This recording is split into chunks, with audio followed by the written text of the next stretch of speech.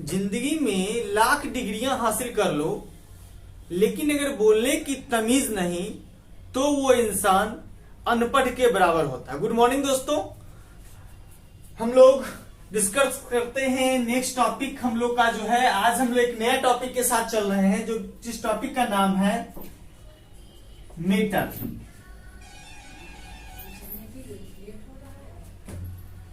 इस टॉपिक का नाम है मेटल। अब यह मेटल को हम जानते हैं, हिंदी में बोलते हैं धातु। ठीक है, तो यह धातु टॉपिक पर हम डिस्कस करें इससे पहले आप सभी अगर जो सब्सक्राइब नहीं किए हैं तो वो सब्सक्राइब जरूर कर दीजिएगा और एक बार लाइक बटन जरूर दबा दीजिएगा, तो मजा आ जाएगा हम लोग को भी और आपको भी। तो देखते हैं यह धातु होता क्या है। हम लोग अभी तक कोई भी कुछ पूछे तो बता देते हैं कि लोहा तो धातु है, एल्युमिनियम तो धातु है, लेकिन धातु सीधा धातु बोले वह तो एक एग्जाम्पल है। अगर सीधा बोले कि धातु का डिफिनेशन क्या होता है तो हम क्या जवाब देंगे कि धातु क्या होता है। तो सबसे पहले हमको इसका परिचय जानना पड़ेगा, आखिर धातु आता कहां से है। हम लोग जानते हैं कि जमीन के नीचे एक खाद्यान्न होता है जिससे हम बहुत सारे खनिज पदार्थ प्राप्त करते हैं। जैसे कोयला जो है वह जमीन के नीचे से आता है, तेल जो है वह जमीन के नीचे से आता है। तो ये सारा चीज क्या चीज से आता है, खनिज पदार्थ है और धरती के नीचे से आता था, खाद्यान्न से प्राप्त होता है। तो मेटल भी जो है एक प्रकार का खनिज पदार्थ है। मेटल भी क्या है, एक प्रकार का खनिज पदार्थ है। क्यों? क्योंकि यह धरती के नीचे से प्राप्त होता है। तो अब यह धरती के नीचे से प्राप्त हुआ तो तब तो ये खनिज पदार्थ हो गया, लेकिन सिर्फ यह कह देने से कि धातु एक खनिज पदार्थ है इससे क्या काम चल जाएगा? नहीं चलेगा। तो क्योंकि खनिज पदार्थ तो बहुत सारा है, तो फिर धातु में और खनिज पदार्थ में अंतर क्या रह जाएगा? तो इसका तो कुछ एक अलग गुण होगा, इसमें तो कुछ अलग चीज होगा, तब तो यह औरों की अपेक्षा अलग है। तो आखिर इसमें क्या है ऐसा, तो उसके बारे में हमको जानना है। तो धातु हम उसको कहेंगे, वैसे खनिज पदार्थ को कहेंगे जिसमें कुछ विशेष गुण पाया जाता हो, जैसे उसमें फ्यूजिबिलिटी का गुण हो। फ्यूजिबिलिटी का मतलब क्या होता है दोस्तों? फ्यूजिबिलिटी का मतलब होता है गलनीयता, अर्थात जिसमें गलने का गुण हो, तापमान बढ़ने पर जो गल जाता है वह क्या है? धातु है। ठीक है, अर्थात इसके बाद और क्या कहेंगे, जिसमें क्या हो, इलेक्ट्रिसिटी तथा और क्या, तो हीट दोनों का जब ट्रांसफर हो, अर्थात एक जगह से दूसरे जगह को सप्लाई करता हो, स्थानांतरण हो, तब हम क्या कहेंगे? उसको धातु कहेंगे। जिसका एक निश्चित भार हो और कलर हो, ठीक है, उसको हम क्या कहेंगे? धातु कहेंगे। अर्थात सभी को हमको एक साथ जोड़ना पड़ेगा। वैसे खनिज पदार्थ जिसमें फ्यूजिबिलिटी का गुण हो, जिसमें इलेक्ट्रिसिटी का गुण हो, जिसमें उष्मा संचलन का गुण हो, जिसका एक निश्चित भार हो, जिसका एक अलग कलर हो, तो यह सभी गुण जिसमें पाया जाता है उसे हम क्या कहते हैं? धातु कहते हैं। इसमें और एक गुण खास क्या होता है, मैग्नेटिक का गुण हो, तब उसको हम धातु कहते हैं। ठीक है, तो जब ये सारा गुण होगा तब वैसी स्थिति में वह खनिज पदार्थ क्या कहलाएगा? धातु कहलाएगा। बात समझ में आ गया होगा? धातु क्या है? धातु एक प्रकार का खनिज पदार्थ है जिसमें क्या होता है? फ्यूजिबिलिटी का गुण होता है, इलेक्ट्रिसिटी का गुण होता है, हीट ट्रीटमेंट का गुण होता है। उसमें क्या होता है कि हमको गलिता के साथ उसमें मैग्नेटिक का गुण होता है। ये सभी गुण जिसमें है वह खनिज पदार्थ क्या है? धातु है। ठीक है दोस्तों, तो धातु में कुछ विशेष गुण होते हैं जिसी के आधार पर ही हम उसको अलग करते हैं। तो वह गुण के बारे में हमको जानना है। तो सबसे पहले गुण अर्थात प्रॉपर्टीज। धातु में कितने तरह के प्रॉपर्टीज होते हैं, उसको कितने ग्रुप में बांटा गया है। तो धातु में जो प्रॉपर्टीज होते हैं उसको 3 ग्रुप में बांटा गया है। पूछ दे कि मेटल में कितने तरह के प्रॉपर्टीज हैं, तो आपको जवाब देना है क्या? 3। और वह 3 कौन कौन सा होता है उसके बारे में हमको जानना है। सबसे पहला होता है फिजिकल प्रॉपर्टी।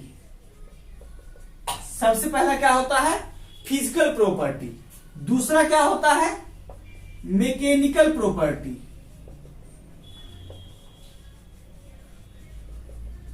और तीसरा होता है केमिकल प्रॉपर्टी।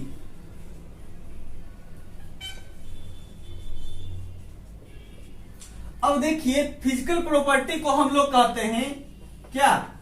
भौतिक गुण।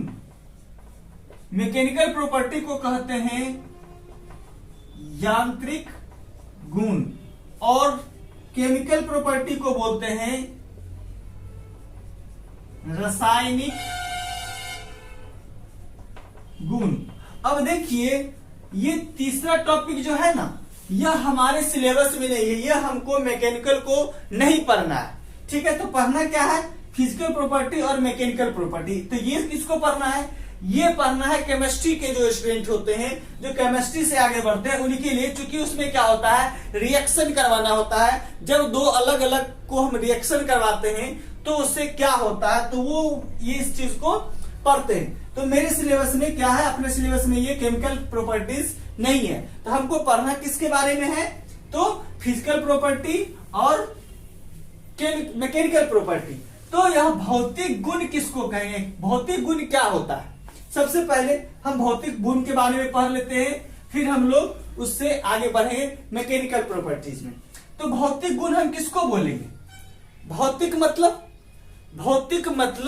जो गुण उसमें पहले से विद्यमान है और वह गुण आगे चलकर भी विद्यमान रहेगा, अर्थात जिस गुण में कोई परिवर्तन नहीं होता है। जिसमें कोई गुण जो है वह क्या होता है? बदलता नहीं है, जो पहले है वही बाद में भी है, तब उस गुण को हम क्या कहते हैं? भौतिक गुण कहते हैं। अर्थात यह गुण पहले से भी उसमें मौजूद है और बाद में भी रहेगा, इसका भी गारंटी है। तो वैसा गुण किसमें आता है? फिजिकल प्रॉपर्टी में आता है। कौन कौन सा वैसा गुण है जो भौतिक गुण कहलाता है? यह भी बहुत इंपॉर्टेंट है। तो इसके बारे में हम लोग जानते हैं। सबसे पहला फिजिकल प्रॉपर्टी के टाइप में हम लोग चलते हैं। सबसे पहला कलर, अर्थात रंग। यह क्या है? मेटल का यह एक अपना गुण है। गुण कैसे है? अब देखिएगा, खनिज पदार्थ में सभी चीज अलग अलग, लेकिन मेटल में क्या देखिएगा कि फेरस मेटल अगर हो तो वह या तो काले रंग का होगा या ग्रे कलर का होगा। ठीक उसी तरीके से कलर, आप इससे आसानी से आप क्या समझिएगा, आप क्या पढ़ते हैं?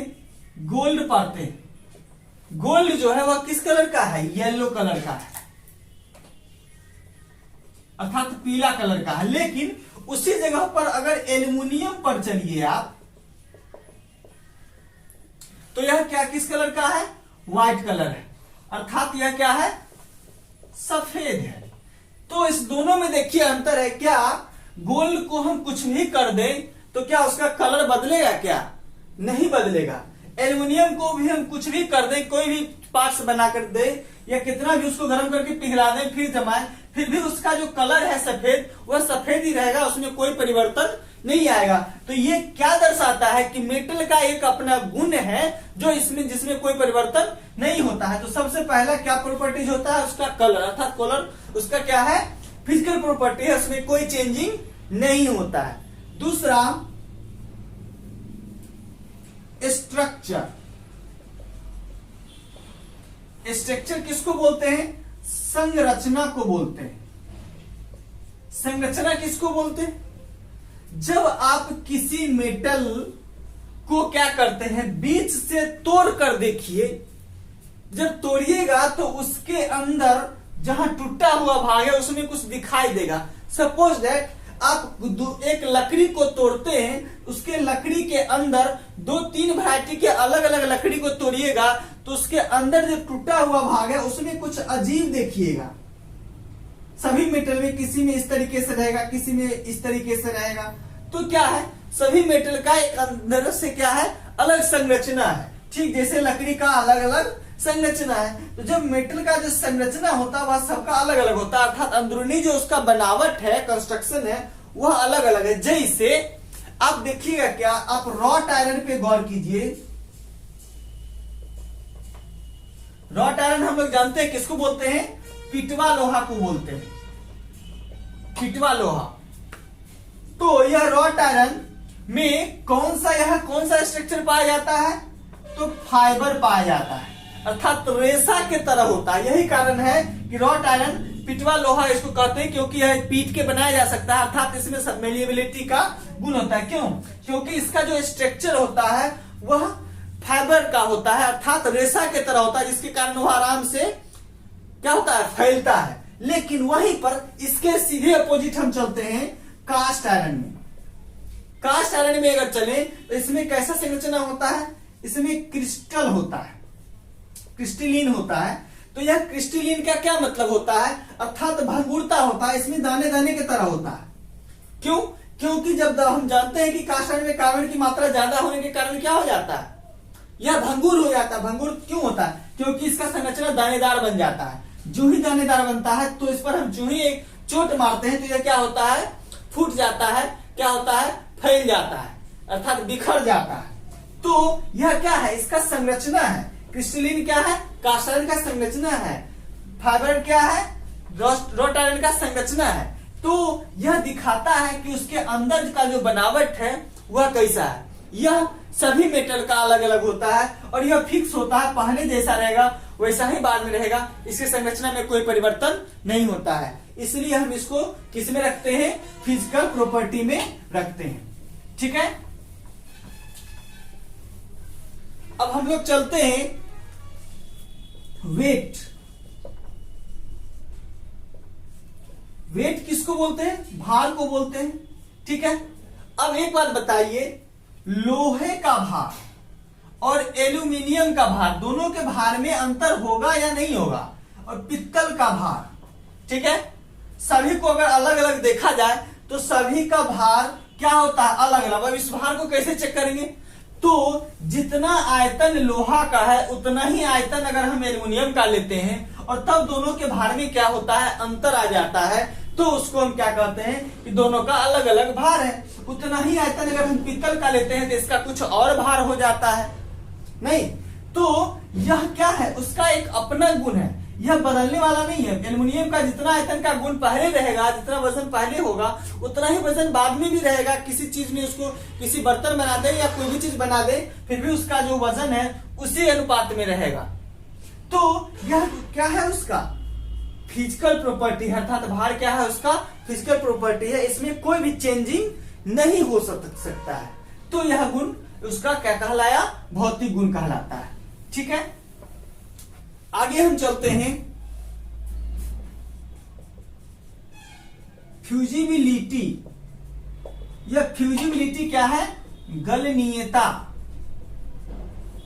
गलनीयता मतलब जिसमें गलने का गुण हो, जो पिघल जाए, वह गुण किसमें होता है।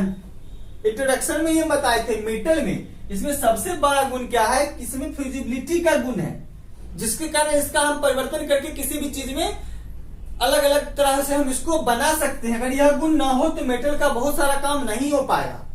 तो यह फ्यूजिबिलिटी जो गुण है, इसका क्या मतलब कि पहले जो मेटल गलता था, क्या किसी अन्य पदार्थ बना देने के बाद वह नहीं गलेगा, फिर भी वह गलेगा, अर्थात यह गुण पहले से भी उसमें था और वह गुण बाद में भी रहेगा। इसलिए यह गुण भी किसके अंतर्गत आता है, तो भौतिक गुण के अंतर्गत आता है। जैसे आप देखिएगा कि एल्युमिनियम का, टीन का गलनांक कितना होता है, टीन का गलनांक होता है 230 डिग्री सी, 232 देता है। ठीक वहीं पर अगर हम चले जाते हैं कॉपर में, तो वह कितना हो जाता है, 1083 के आसपास हो जाता है। ठीक है, तो यह क्या है, अलग अलग इसका गलनांक है, जिस टेम्परेचर पर यह गल जाता है। ठीक है, वहीं पर टंगस्टन,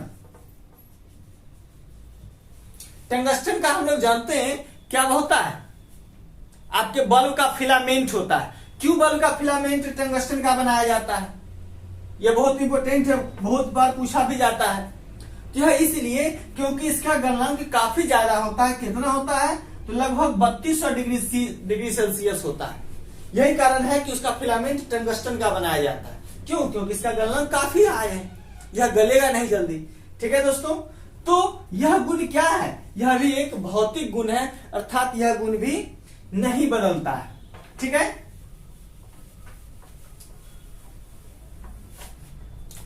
इसके बाद इसमें क्या है? इलेक्ट्रिसिटी का गुण।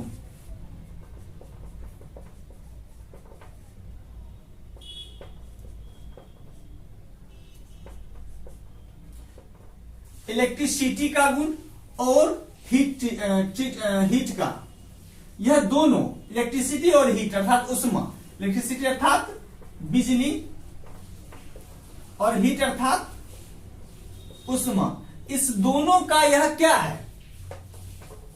सुचालक। क्या है? सुचालक है, अर्थात यह दोनों को एक जगह से दूसरी जगह क्या करता है? स्थानांतरित करता है। अगर किसी भी क्षण में यहां पर आप करंट का सप्लाई करते हैं तो वह करंट क्या यहां तक नहीं पहुंचेगा? पहुंचेगा। अगर यहां पर आप इसको गर्म करते हैं तो क्या यहां पर गर्म नहीं होता है? होता है। आप खाना बनाते हैं, आप बर्तन का कुछ भाग पर ही उसका जाता है उष्मा का, लेकिन वह पूरा बर्तन हीट होता है कि नहीं होता है? क्यों होता है? क्योंकि उसमें क्या है? उष्मा संचरण का गुण है। अगर उसमें उष्मा संचरण का गुण न हो तो क्या खाना पक पाएगा? नहीं पक पाएगा। ठीक है, तो मेटल में इलेक्ट्रिसिटी और हीट का गुण होता है, अर्थात यह पहले भी था, बाद में भी रहेगा, इस गुण में कोई परिवर्तन नहीं होगा। इसलिए यह दोनों क्या है? Physical property. ठीक है दोस्तों, अब आगे और कौन सा गुण होता है फिजिकल प्रॉपर्टी में? तो मैग्नेटिक गुण।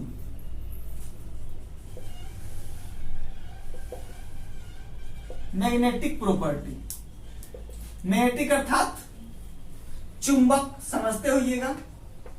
यह चुंबक क्या है? जो जिसको चुंबक अपनी ओर खींचता है। ठीक है, तो उसको हम क्या कहते हैं? Magnetic property. अर्थात यह किसमें होता है? यह मेटल में होता है। लेकिन एक चीज का याद रखिएगा, अब यहां पर मेटल में फेरस मेटल को ही चुंबक अपनी ओर खींचता है, नन फेरस को नहीं खींचता है। इस बात को याद रखना है, नन फेरस को नहीं खींचता है। तो यह गुण भी किसमें पाया जाता है? मेटल में पाया जाता है। मैग्नेटिक गुण सिर्फ फेरस मेटल में होता है, अर्थात फेरस मेटल को ही वह अपनी तरफ खींचता है, नन फेरस को नहीं खींचता है। इस बात का हमेशा याद रखना है। ठीक है, तो यह हो गया क्या? यह भी क्या है? फिजिकल प्रॉपर्टी है। ठीक है, अब इसके बाद क्या जानना है हमको? Specific gravity. Specific gravity, specific gravity को हम क्या कहते हैं हिंदी में? विशिष्ट भार। विशिष्ट भार। अब यह विशिष्ट भार क्या होता है, कैसे इसको हम चेक करते हैं? जब किसी मेटल के एक आयतन अर्थात समान आयतन, अगर जैसे 100 सेंटीमीटर क्यूब है, 100 सेंटीमीटर क्यूब है, इतना ही आयतन अगर पानी के भार से तुलना किया जाए, अर्थात पानी का भी 100 सेंटीमीटर क्यूब आयतन का भार और इसका भी 100 सेंटीमीटर क्यूब आयतन का भार, दोनों का जब हम तुलना करते हैं, दोनों का जब हम तुलना करते हैं, उस दोनों के बीच में जो अंतर होता है उसी अंतर को हम विशिष्ट भार कहते हैं। ये याद रखिएगा, जब दोनों अर्थात किसी मेटल और पानी के दोनों अर्थात समान आयतन दोनों का हो और तब उसके भार में अगर अंतर आता है तो जितना अंतर होता है वही उसका क्या कहलाता है? विशिष्ट भार होता है। तो यह गुण भी क्या है? फिजिकल प्रॉपर्टी है, अर्थात एल्यूमिनियम का जितना पहले रहेगा उतना ही बाद में भी रहेगा, पित्तल का जितना पहले रहेगा उतना ही बाद में भी होगा। ये क्या होगा? फिजिकल प्रॉपर्टी होगा। ठीक है दोस्तों, तो यह था मेरा फिजिकल प्रॉपर्टी। अब हमको दूसरा पेड़ पढ़ना है, वह पढ़ना है क्या? Mechanical property. क्या पढ़ना है? Mechanical property.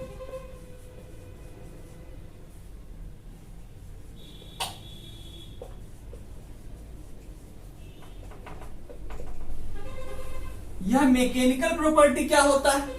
मैकेनिकल प्रॉपर्टी हम बताए यांत्रिक गुण। हिंदी में क्या बोलते हैं? यांत्रिक गुण। यांत्रिक गुण किसको कहते हैं?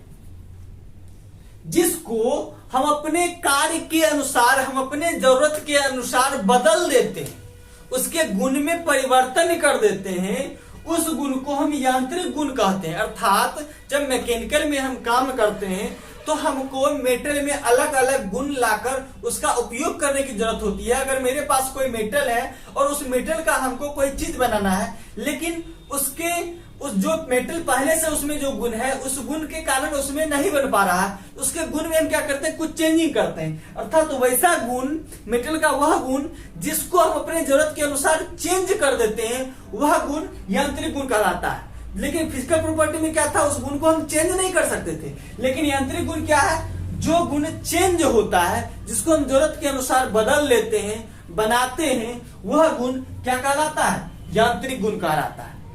ठीक है, तो कौन कौन सा यांत्रिक गुण है और उसका क्या काम है, इसके बारे में हमको जानना है। तो हम जानते हैं मैकेनिकल प्रॉपर्टी के बारे में। सबसे पहला गुण होता है इलास्टिसिटी।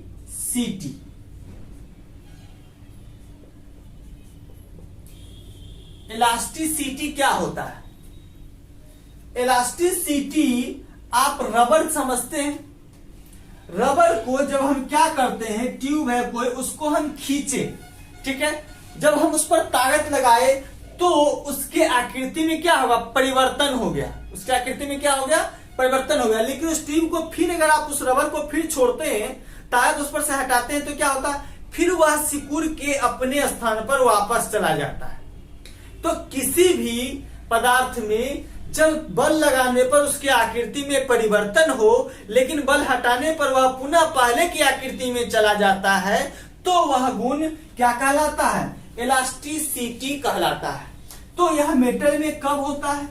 एग्जाम्पल, स्प्रिंग आप समझते होइएगा अच्छे से। स्प्रिंग पर जब आप ताकत लगाते हैं तो वह क्या होता है? दब जाता है। लेकिन जब आप ताकत हटाते हैं तो वह स्प्रिंग फिर से अपने आकृति में पुनः वापस हो जाता है। उसका यह गुण क्या कहलाता है? इलास्टिसिटी का गुण कहलाता है। ठीक है, तो यह गुण क्या है? यांत्रिक गुण है। इस गुण को हम चाहे तो बदल सकते हैं। उसको गला करके उसमें अगर हम कुछ मिश्रण कर दें तो वह गुण बदल जाएगा। कोबाल्ट की मात्रा के कारण उसमें इलास्टिसिटी का ज्यादा गुण होता है। तो हमको इस बात का ध्यान रखना है, इलास्टिसिटी का गुण कहां पर उपयोग होता है और किसको कहते हैं। ठीक है, चलिए दूसरा गुण जो होता है इसका, वह होता है मेलिएबिलिटी।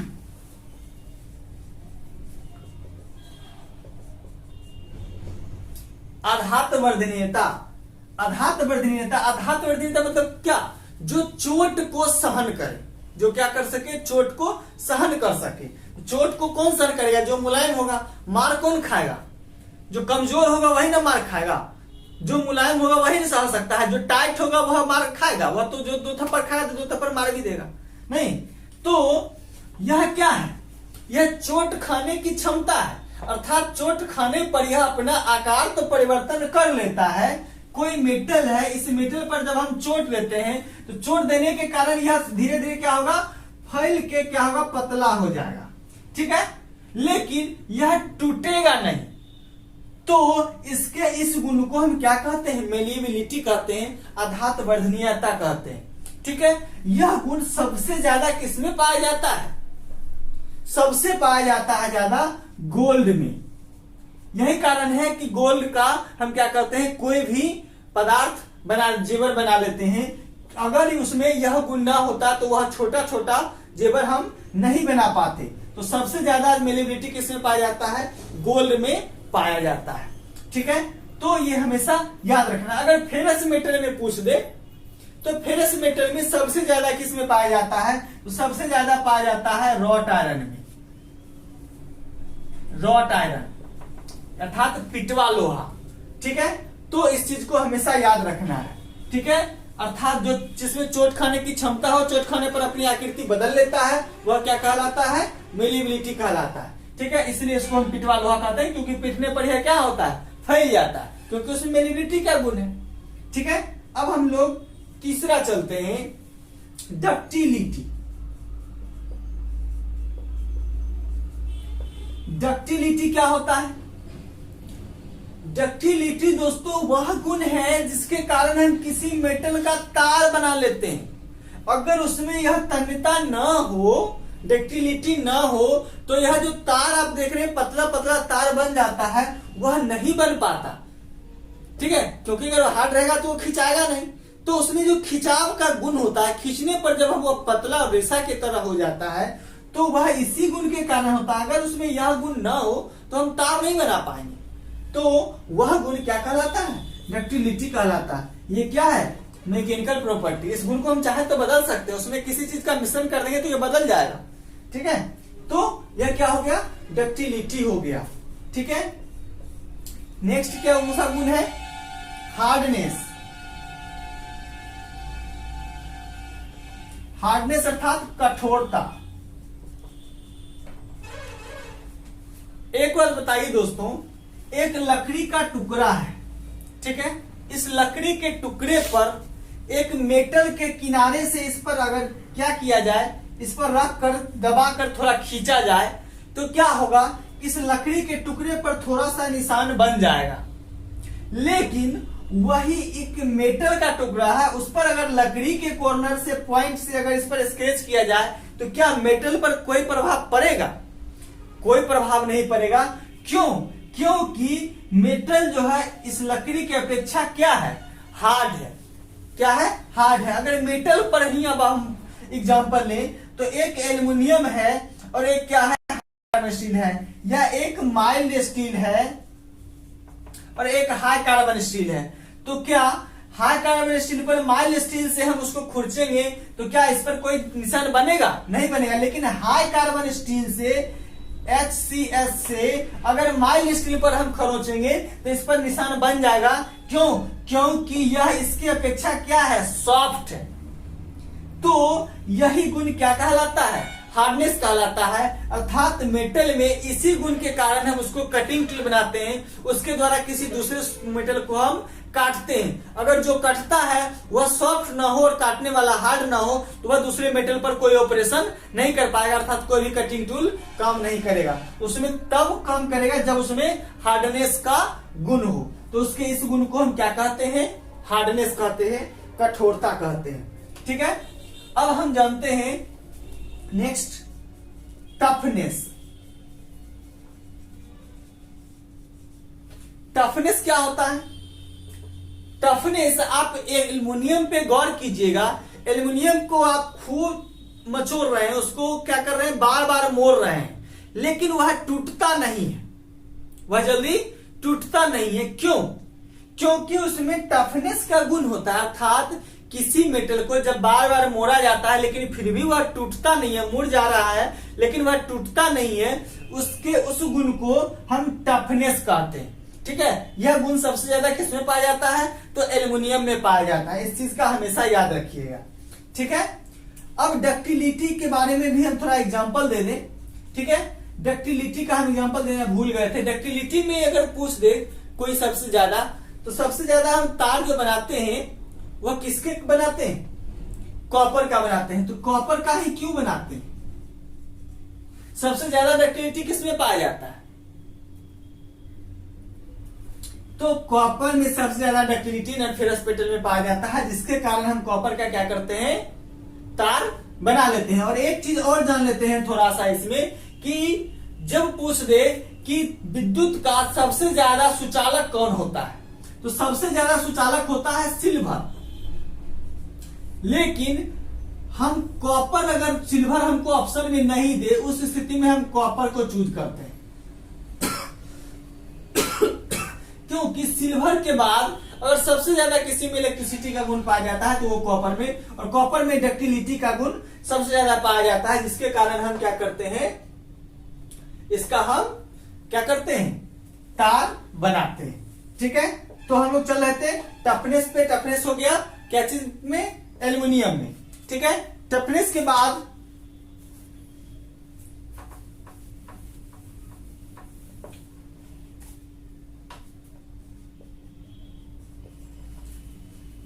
ब्रिटलनेस।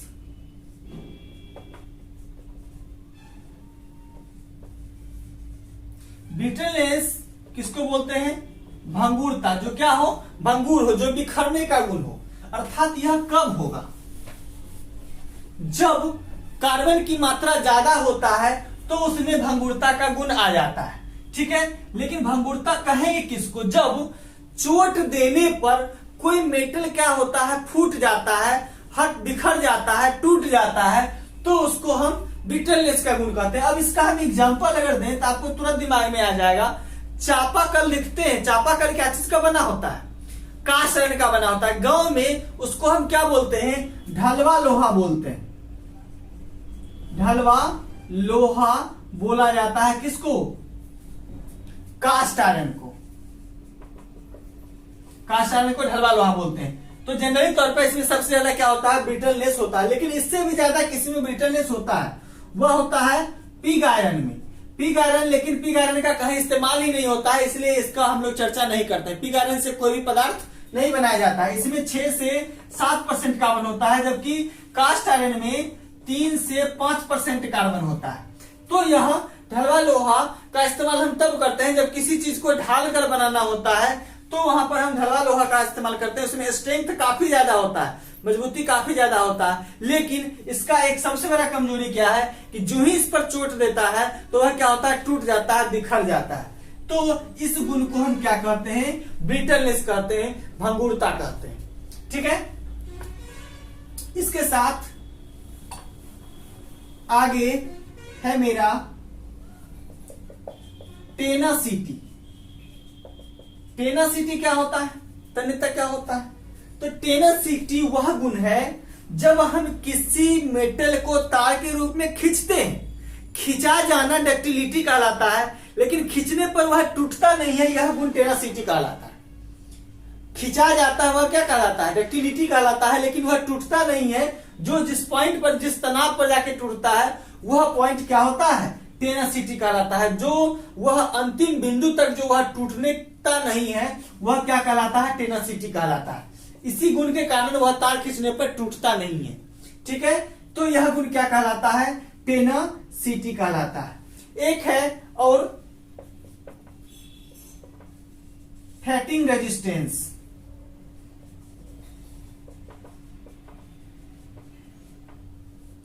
फैटिंग रेजिस्टेंस क्या होता है? इस रेजिस्टेंस में जब कोई मेटल बार बार चोट खाता है लेकिन उस पर कोई परिवर्तन नहीं होता है, वह गुण क्या कहलाता है? फैटिंग रेजिस्टेंस कहलाता है। वह क्या कहलाता है? रेजिस्टेंस का मतलब क्या होता है हिंदी में? इसका मतलब होता है प्रतिरोध। रेजिस्टेंस का मतलब होता है प्रतिरोध, अर्थात जो एक दूसरे का क्या करे? विरोध करे। अगर कोई आपका विरोध कर रहा है और आप उसके विरोध को क्या करते हैं? उसका जवाब दे रहे हैं, अर्थात वह क्या हुआ? प्रतिरोध हुआ।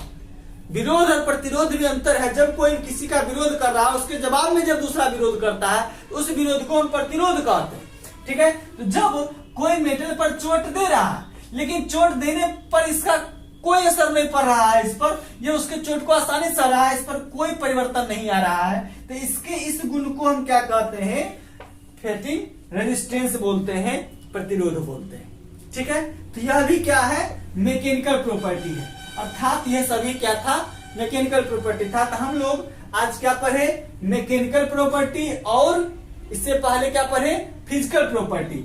तो मेटल के 3 प्रॉपर्टी थे, जिसमें हमको 2 प्रॉपर्टी पढ़ना था और दोनों प्रॉपर्टी को हम पढ़ लिए। इसमें अगर किसी को प्रॉब्लम हो तो आप हमें कमेंट बॉक्स में कमेंट जरूर कर सकते हैं। हम उस पर आपको उस आपके क्वेश्चन का सॉल्यूशन करने का हम कोशिश करेंगे, ठीक है दोस्तों। फिर हम लोग मिलते हैं मेटल के नेक्स्ट टॉपिक में। नेक्स्ट वीडियो आप जरूर देखिएगा, क्योंकि अब मेटल जो है इसी एक दूसरे पर क्या है? आधारित है। मेटल चैप्टर में जब बेसिक नहीं समझिएगा तो बाद का नहीं समझ में आएगा। इसलिए मेटल का कोई भी चीज देखिए तो वह रेगुलर देखिएगा। खासकर मेटल बहुत ही क्या है? क्रिएटिव है, बहुत ही हार्ड है। जब तक यह एक दूसरे के साथ मैचिंग नहीं हुआ तब तक यह आगे आप नहीं समझ सकते। जो आदमी इस प्रॉपर्टी को नहीं समझेगा वह हीट ट्रीटमेंट कभी नहीं समझ सकता। इसलिए यह लगातार देखना है और लगातार समझना है। तो आप लोग इसी तरीके से आराम से देखते रहिए और जहां भी प्रॉब्लम हो कमेंट बॉक्स में जरूर लिखिएगा। मिलते हैं फिर नेक्स्ट वीडियो में।